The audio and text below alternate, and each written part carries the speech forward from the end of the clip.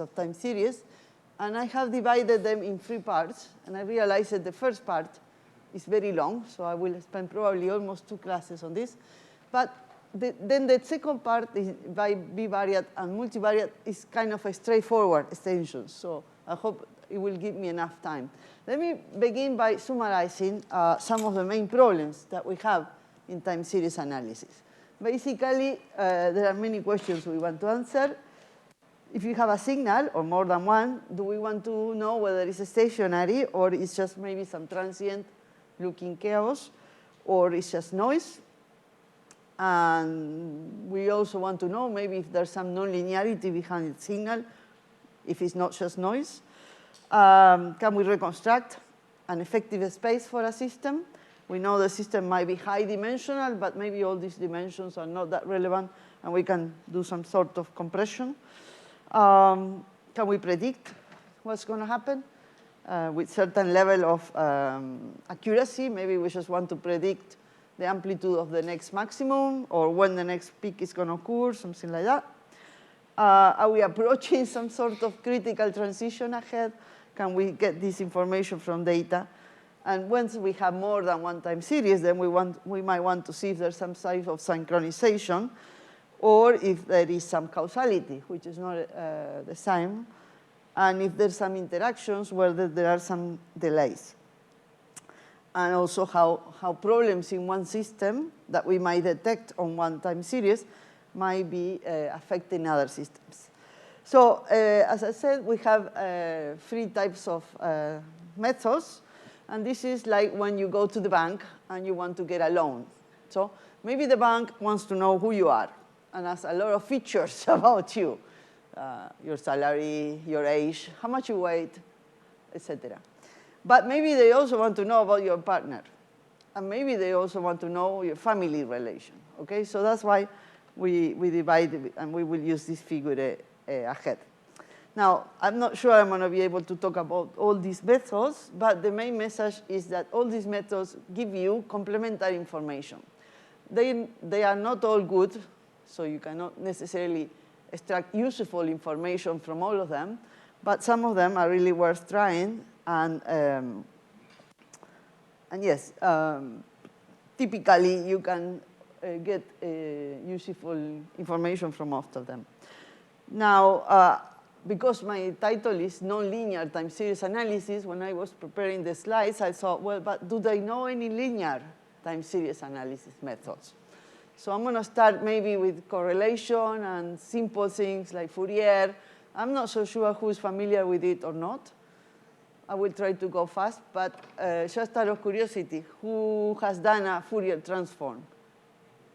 Most of you have done a Fourier transform. Excellent. And an autocorrelation function, most of you are. OK, so that's brilliant. And hopefully, we will start with this first part quite fast. I assume also that most of you have a rough idea of what the Lyapunov exponent is, but maybe not so familiar with the issues of when you have to calculate it. OK, so a time series is just a sequence of numbers. And the first thing you should do is just look at the data. So before starting applying all your methods, it's always a good idea to plot the data. And then you can see, for instance, this is the temperature, global temperature on Earth, and then you clearly see the global warming trend, right? Now, if you see this type of data, it's important to look at the data. That's the message here. It's obviously, it's not even, you have some spikes, you have a reason interval in which God knows what happened. This is the energy consumption of a data center. I don't know why this data is like that. Sorry. The next thing you need to do is to look at some simple properties. And the first thing is to see if there are some correlations in the data. You can find this information by plotting one data value versus another one, some in the future. Try different lags. This is a climate time series, so maybe it makes sense to try in 1 year, in several years. The next thing is to inspect the distribution of data values. This is the first way you get some features, some numbers that you can then later use for classification, for example. Simple features are have the mean value, the standard deviation, the skewness, and so on. So you calculate the mean value, the first moments of the distribution, and also the coefficient of variation that gives you an idea of how the normalized width of the distribution. Just for you, if you're not that familiar with these quantities, if you have a skewness, it can be positive, it can be negative, and this means an extra number of high numbers or low values. And also the kurtosis gives you an information, especially the excess of kurtosis, because on a Gaussian distribution you expect kurtosis equal to 3.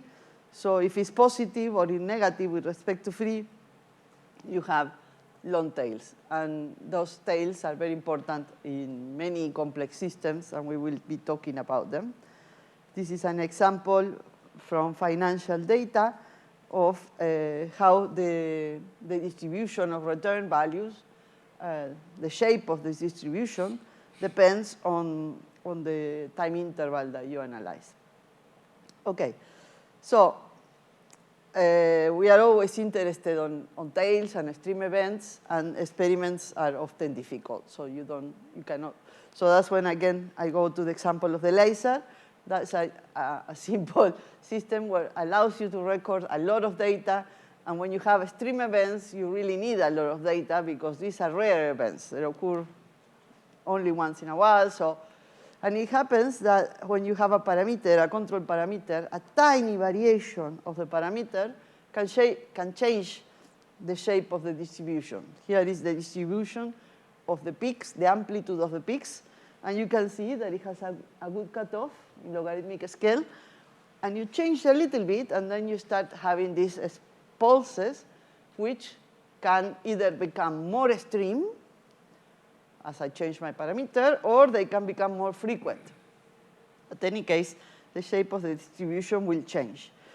And it's interesting, a simple method to extract information from data, when you have maybe parameters to change, and you can, changing these parameters, change the shape of the distribution, is to count the number of outliers or extreme values. So for example, in the laser data, I can change some parameter, which is the optical feedback, and I can change another parameter, which is the amount of energy. And that changes the dynamics of the laser, and I can use a threshold to define extreme events, and then I count them. And if I plot them in color code, I get I should have said what the color num means. Sorry. The blue is very few extreme events. The blue is almost no extreme events.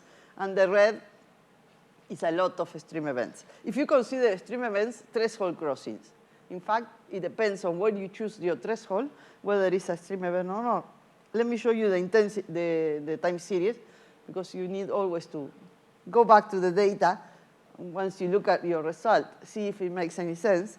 This is an example of the data in the yellow region. This is in the blue region, and this is in the red region. And this is the threshold. So you can see that there are very few in the blue region. There are very few crossings. In the red region, there are more. This is the variable. The variable is normalized in this way. So it has a standard deviation equal to 1. And that means I can choose a threshold, define it in terms of the standard deviation. In this case, is whenever it goes below minus 1.5. And yeah, and in this situation, so you can see that there are a lot of crossings, right? Yeah. How do you choose the threshold? Oh, yes, that's the thing. That's the thing. Yes, any feature you obtain using some threshold, you need to test the effect of the threshold, and it has to be robust. And those are the true features. Persistent features are, so obviously this diagram needs to be done for a slightly different value, okay? You can see that basically this region should be more or less the same because, right, if you put it a little bit higher or lower, it shouldn't change that much, the number. Now, of course, you will have differences up here and up here. But clearly, you see three different regions, right?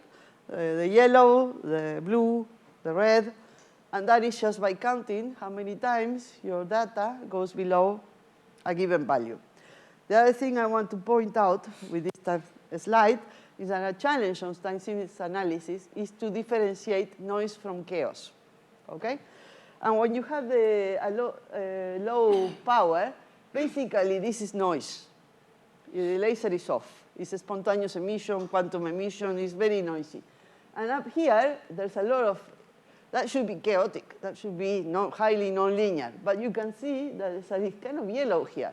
So if I give you a time series recorded for these parameters, you might not be able to distinguish with this.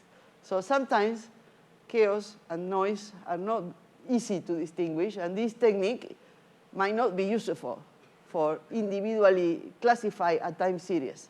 Obviously, if I give you a time series like this, it will be obviously in this intermediate region.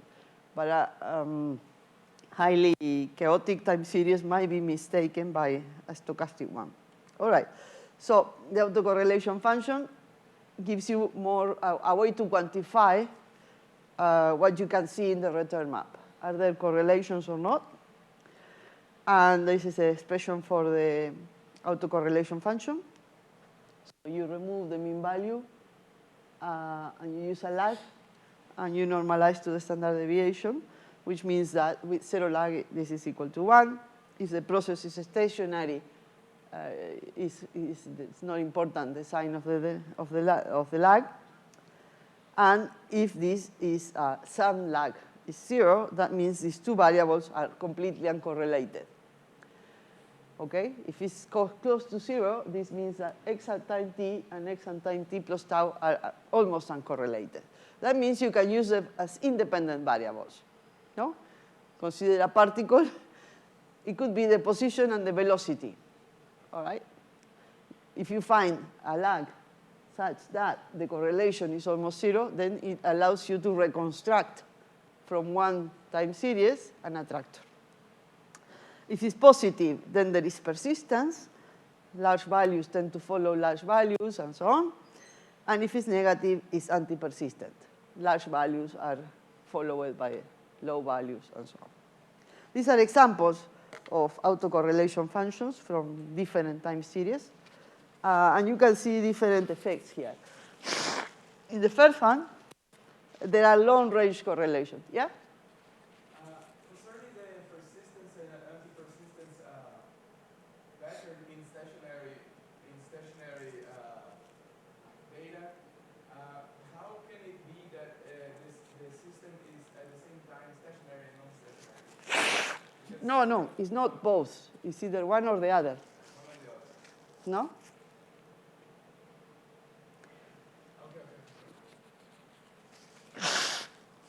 Okay. So the first case is some phenomenon that has a long persistence, okay? The autocorrelation function does not decreases to 0, but slowly. The second one is a phenomenon that has some seasonality. For example, how much water in a river, or the occupancy of some hotel that gets fully booked in the summers, and so on. Of course, there's low correlations, but they are periodic. And the last one is very highly uncorrelated, goes to 0 almost immediately.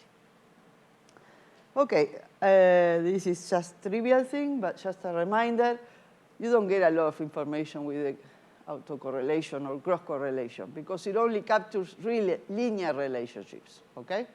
If there are nonlinear relationships, like here, these variables are clearly not independent. X at time t and x at theta plus tau are not independent. But if you calculate the autocorrelation function, gives you a 0, all right? It's also true that it doesn't give you the slope. This is 1 or -1, but you don't. Independent means Sorry, can you say it louder? If they are independent, they are uncorrelated, but you cannot hold in the other direction. Which other direction? If the correlation is zero, they are independent. Yeah, the fact that this is 0 doesn't mean that they are independent, right? They are linearly independent. They are uncorrelated, if you want. Okay. The correlation is 0. If you calculate the regression, gives you 0. No? Correlation can be 0 and still be interdependent. Yeah, that's Correlation is not causality, everybody knows that, but it's also true that autocorrelation equal to 0 or cross-correlation equal to 0 does not necessarily mean a lot. Okay? All right, so applications. Previous class, I talked about this excitable system, and I say that when you put some noise, you get some regularity for some optimal level of noise. This was quite surprising at that time. And I show you this plot in which for weak noise, we have this, medium noise, and high noise. So how do you actually quantify this effect? Was with these two plots. And now I can explain a little bit more what this is. It's in log-log scale, so it's a quite robust and important effect. And the coefficient R is the coefficient of variation that in my first slide I call CB. It's basically the width of the distribution. And then again, which distribution? We are talking about the time intervals between the events. So you have a, yeah. What physical system is this? This, which system? Physical system, yeah, does it correspond to anything? The Figus Nagumo. Yes. What does it represent? Yes. It represents an excitable unit, an excitable cell. It can be a neuron, it can be a cardiac cell, or it can be any system that responds in excitable. It's a kind of the most simple model for an excitable system. Another example, not from Socio-Economics, but pretty much close, is fires. When you have a fire, you know, everything burns, and then you need to wait for a long time for the system to recover until the next, okay? That's an example. There are also, in ecology, there are some explosion of algae and things like that that consume all the energy, and then this goes off, and then you have to wait for recovering. It's an excitable system. So basically, this, better not, no? Should I use it? Okay. Okay. So this is one indicator. And then you need to, again, use a threshold to define the events and calculate the time between the events. And the other is the correlation time. You know, you calculate the autocorrelation function and the integral. The integral of the autocorrelation function gives you how regular or how irregular the process is. In this second approach, you don't have to calculate events. You don't need any threshold, right? So the correlation time is maximum for a given level of noise, and the distribution of intervals is more narrow, so the intervals are more regular for a given level of noise. Sometimes these two curves do not occur for the same noise level. So there might be a noise level that makes the intervals more regular, and there might be a noise level that makes the correlation longer. So this is the autocorrelation function, as I mentioned before. And how does the correlation function look like in this case that I just showed you? Just for have an idea of what do we expect. We expect correlation to decrease very fast. This is because all this dynamics is induced by noise. Without noise, the excitable system is on a steady state for these parameters. So it's all noise induced, but you can see that if there is a lot of noise, the correlation decreases very fast. If there is not much noise, it's the same problem. The events are uncorrelated. And if you put the right amount of noise, you get some periodic signal, and then you see larger correlation.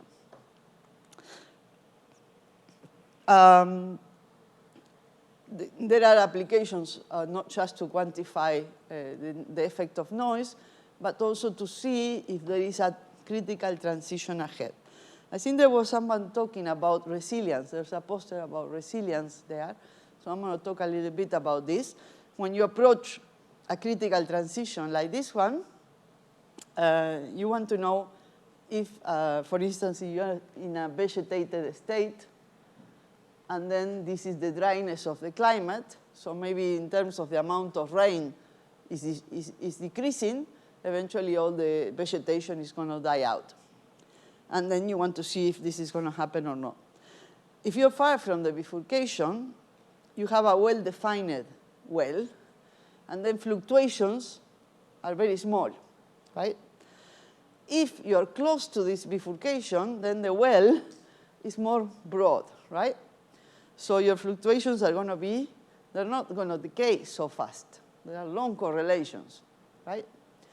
So basically, the time series far from the bifurcation and close to the bifurcation will maybe look something like this, right? And you can see that the variance is bigger, and the correlation is also longer, no? Because it doesn't go to the bottom of the well. It's more like a diffuser process. So when you plot one point versus the next, you might have a small or a longer cloud of points. If you calculate the autocorrelation, this is like a small cloud of points, and the autocorrelation is 0.76, while in this case, the autocorrelation is 0.9. So two early warning indicators of the fact that we are approaching a tipping point, a critical transition might be ahead, come from the variance and the autocorrelations. Both are expected to increase if we are approaching a transition of this type when we approach the bifurcation point. Okay, and in economics, there are a lot of critical transitions, but not all of them can be described by this way. I'm just putting this example of some famous crash in 1987, in which you can see that there are oscillations until price goes down. Whether these oscillations can be interpreted in the terms of the previous slide or not, I cannot tell you. I'm not expert on this. But I do believe that the two indicators are generic indicators, have been tested in many systems, so maybe they can also be applied to approaching transitions. Okay, so any question? No? I continue. I go quite fast with the discrete Fourier transform. I assume that most of you are familiar with this. You have a time series. You can describe it as a superposition of waves, so sinusoidal waves. And the coefficients of this superposition of waves are what are known the discrete Fourier transform. These are complex numbers, okay? So let's begin. Remember, the discrete Fourier transform is a set of complex numbers that have associated a frequency that depends on the resolution of the data and the number of data points. And this is a linear property. So if I add two signals, the Fourier transform is the addition of the two Fourier transforms. Another important property, if my signal is real, the Fourier transform, these coefficients are, how do you say this? Conjugates. So you only keep half of them. The other half is not informative. And the fast Fourier transform is applied in MATLAB and all this is very straightforward. to apply and gives you the set of complex numbers, okay? So let me put you some examples. For example, here we have that the sum of the first four Fourier series gives me the square wave, almost. I don't need, the other coefficients are almost 0.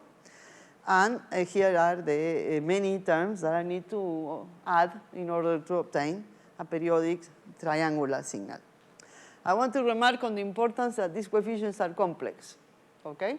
So they have the information about the phase in which you have to add all these oscillations to recover your original signal, right? If you add the phases in a particular wave, you might get a pulse, but if you add the phases with random phases, you don't get a pulse, you get a noisy signal. So the coefficients, the important, keep in mind that these are complex numbers that carry information about the phase in which the different oscillations need to be added. What people is more familiar with is the power spectral density, which is essentially the real numbers that give the strength. So here, when we go to the power spectral density, we forget about the phase information, and it's just the amplitude of these coefficients, right? And this is just an example from this book of an example of a Fourier spectrum taken from some intensity of some laser. I recommend this book a lot if you are interested in nonlinear time series analysis. It's a classic, and you can really, it has data, it has software, etc. Okay, so let me present an example from our lab. As I showed you before, we had these spikes, and we talk about identifying in which region of parameters it occurs by counting the number of spikes. But if we look with zoom, we don't have a good experimental system, so I have to put a picture from someone else. You can see that there are at least two additional timescales. So we have the timescale in which these spikes occur, more or less. But then each spike is composed by some steps. This is because there is some feedback. So there is some round trip here and something that occurs in a recurrent way. And in between these steps, we also have some really fast oscillation here. This is the natural relaxation oscillation of the laser. So we have like 3 frequencies, and that's what you see if you do the Fourier transform of the intensity. You see a spike or a peak over here, which is, it has high frequency, low period. This is the fast relaxation oscillation. Then there is some other peak, which is related to the feedback, which are the period related to these steps. And then there is a last one here that is the low frequency, which is these events, okay?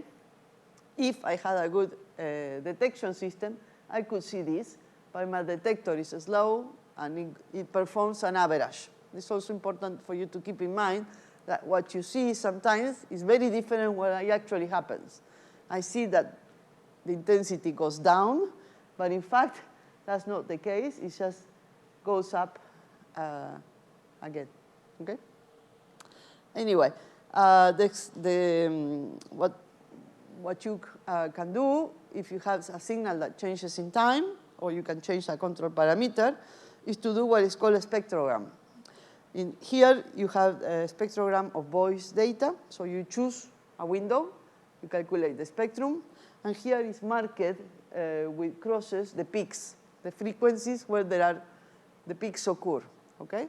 And then you do this in different segments of the time series, and you get the spectrogram. You can also do this by changing a parameter.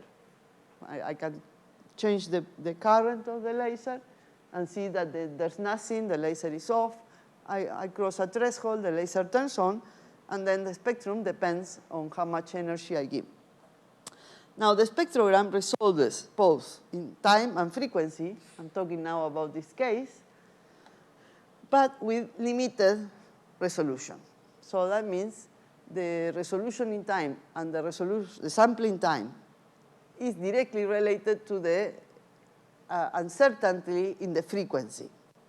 That means I don't know when a given frequency will occur, at what time. And I also don't know the precise value of a frequency at a given time. That is basically the uncertainty principle of quantum mechanics. This is because the sampling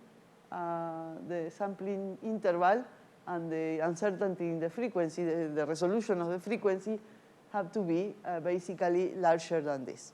So that means that if I have a very short pulse in the time domain, I will have a large spectrum.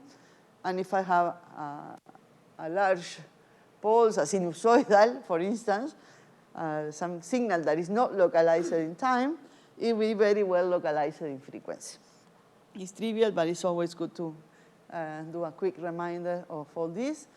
And the frequency, the correlation in the time domain and the power spectrum in the frequency domain give us similar information because they are related by the Wigner-Kitching theorem that says that if the signal is stationary, then the power spectral density and the autocorrelation function are related by the inverse Fourier transform. So that means that long-range temporal correlations translate in the spectrum as a power law decay. But to see this power law decay, if you want to be really precise in calculating the exponent of the power law decay, then you really need to take into account that there are some practical limitations in the calculation of the Fourier spectrum, because it's basically related to the fact that it's designed to analyze circular functions, meaning stationary. But if you have a signal in which there is a relatively large difference between the first value and the last value, you need to pre-process the data before trying to see if there is a power decay or not. This is just an example coming from a paper I cited before. This is the original signal. If you want to make the stream similar, you need to use two things. You need to filter out, use a windowing process. And then you have to realize that the stream values are not real. So you need to weight them and give them little weight, okay? So that's what, you detrain the data, you normalize, you window it, and then you compute the Fourier spectrum. And you see here the two differences. If you don't care about these details, no need. But if you want to calculate the exponent, it's not the same. Okay? This method is often used to detrend or denoise, denoise, eliminate the noise in a time series. So here is an example. You have a time series in which the time series is just the addition of two sinusoidal oscillations. You add some noise, you calculate the spectrum, and then you can just keep the two main peaks and do the inverse, okay? And then you recover almost the same as the clean signal, right? So it's a way to filter the noise. But remember, in previous class, what I said, somebody's noise is other people's signal. And sometimes when you're doing, maybe not in economics, but when you're doing brain signal analysis, and you just choose a frequency band, maybe this is linear, maybe you're removing a lot of information. Okay.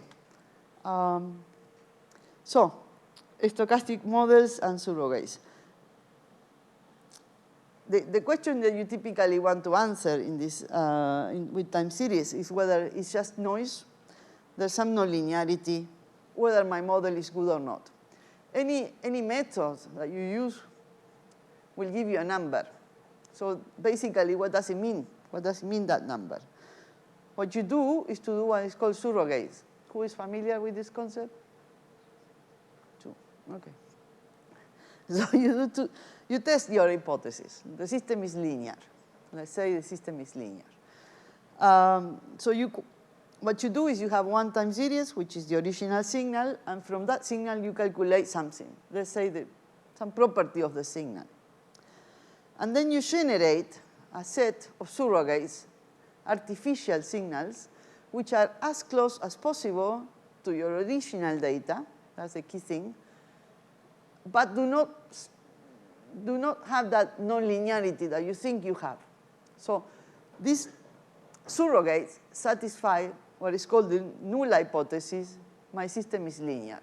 I use this, I want to test this hypothesis. So the surrogates satisfy the linearity property. And then I calculate from my surrogates this property that I calculated from the original signal.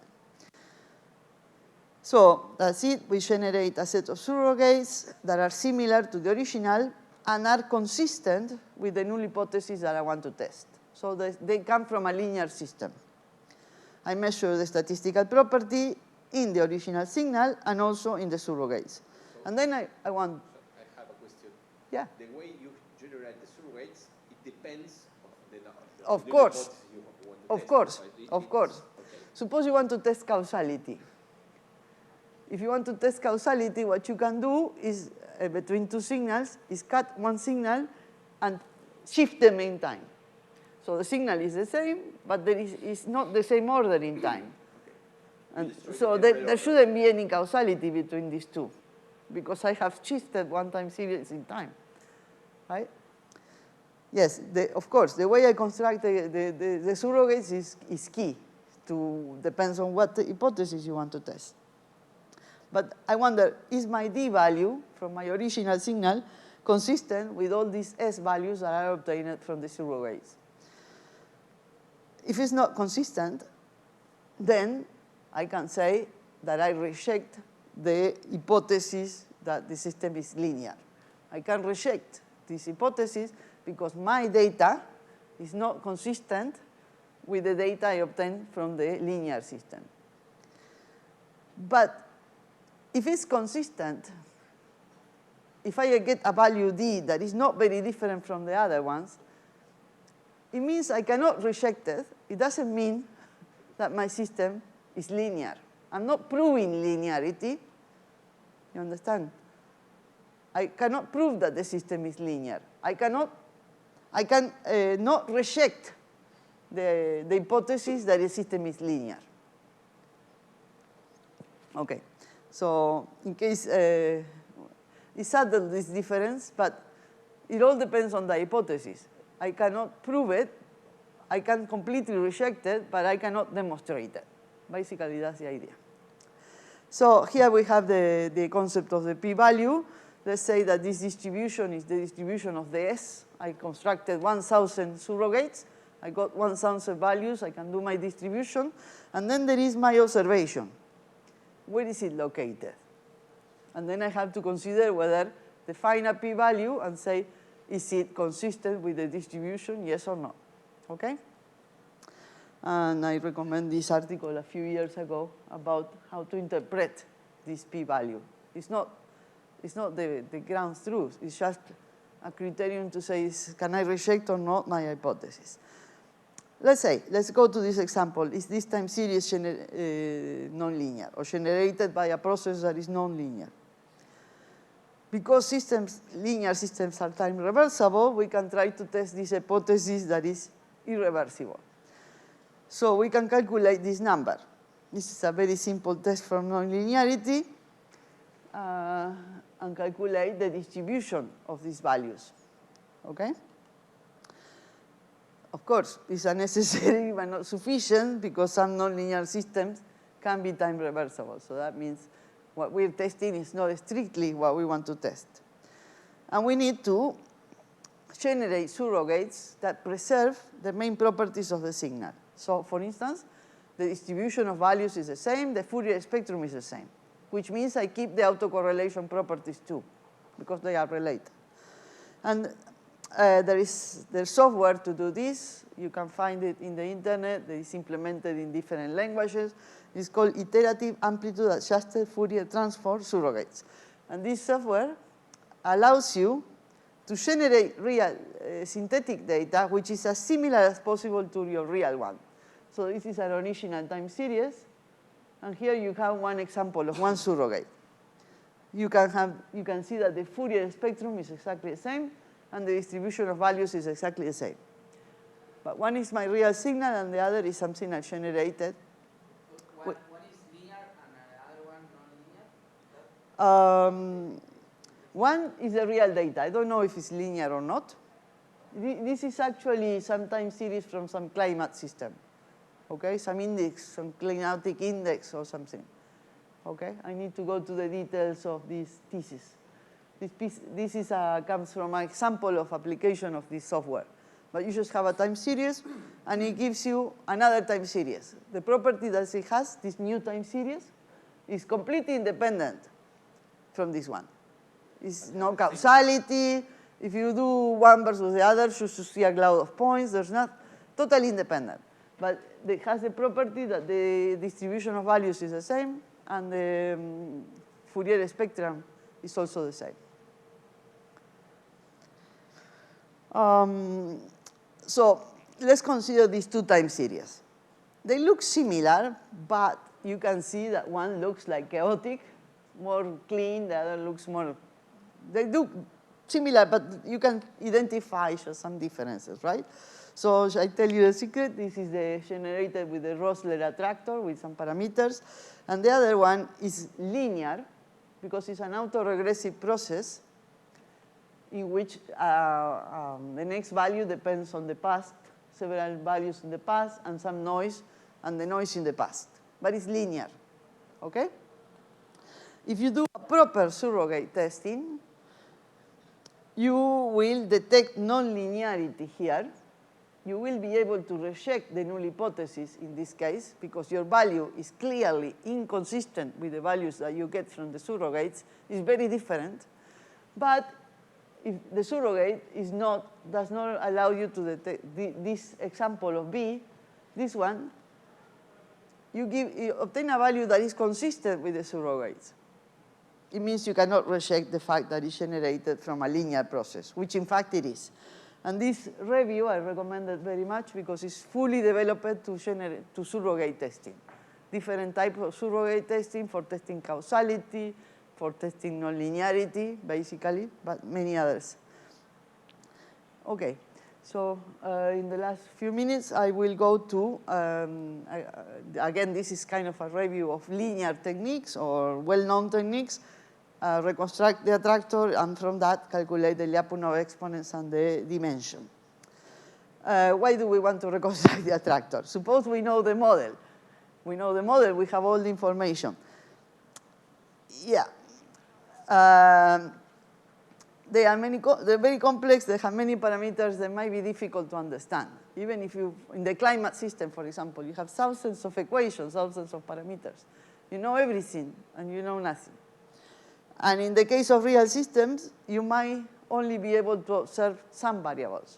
There might be some very important variables you cannot observe, or with some limited resolution. So reconstructing allows to compare experiments and models, or compare different models, understand what's the effect of different parameters in the model, what happens with my attractor, and so on. So this is an example, again, from the laser system. You are now familiar with this. When you increase this is a different parameter. It's not the current, it's a feedback. You increase it, and then the streams become more extreme and less frequent. And in my model, it has the same thing, a similar property. And if I reconstruct the attractor, which in this simple way means just plotting one value versus some in the future, you see this type of limit cycle, which is quite similar in the experiments and in the model. So it means I have a reasonable good model. It's still not the same. And you can see that there is an effect of the noise, which is not, it seems to be filtered out here.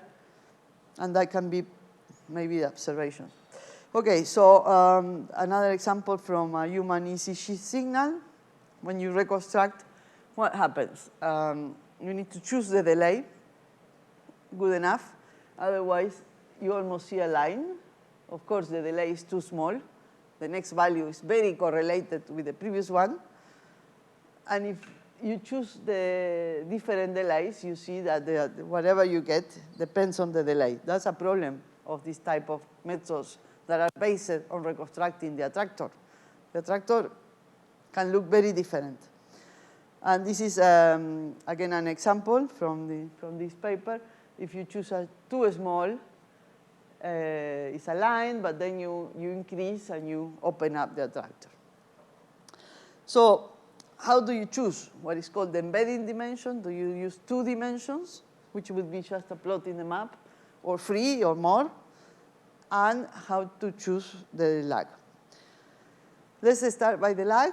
I already mentioned this. It's good to choose the 0 out of the autocorrelation, the first 0, or what is minimum, because these 2 variables are almost uncorrelated. But then what happens if there is no 0? Obviously, this method would not be very useful, right? Because you're considering reconstructing in a phase space, but the variables are not independent. The dimension you can do better here. You can use what is called false nearest neighbors. It's very complicated, and I don't want to describe it here, but I give you the reference in a minute. But basically, the idea is to test how many neighbors in one dimension. So when you reconstruct the attractor, 2 points are close. Are they still close if you increase the dimension in 1? And if they're not close, when you pass from dimension 3 to dimension 4, then those are false neighbors.